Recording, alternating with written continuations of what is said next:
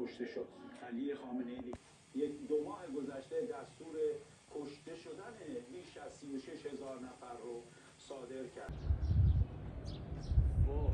دی من اونقدر شلوغ نشد همه ولی خیلی عجیب بود. یعنی واقعا یه احساسی که تو هیچ وقت فراموشش نمی‌کنی.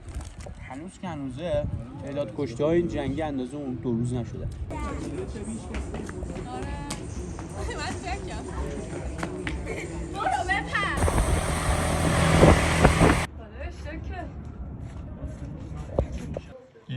آرزو میکنم یه دونه مانیتور 240 هرتز هم داشته باشم. خیلی ممنون.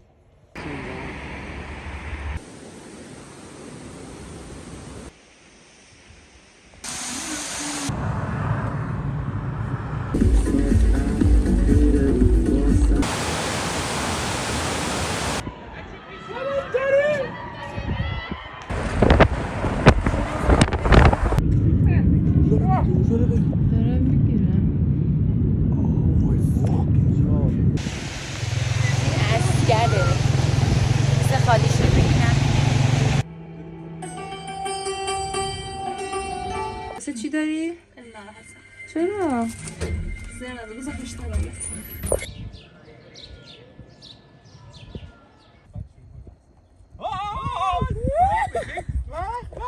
چی اندازه مار نمیدرسن اگه اینجا مار داره ما بچهش هست ننش هم هست حاجی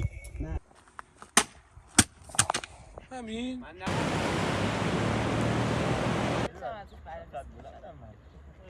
3 2 1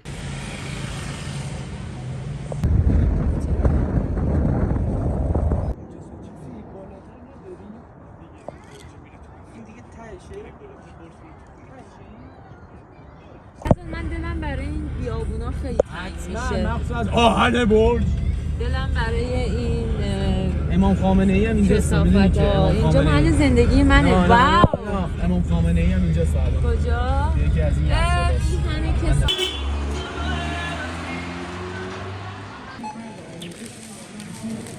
فقیر منش از سال 97 که داره توی این قرعه کشی شرکت میکنه. میریم الان برنده خیلی فقیری میدونستی؟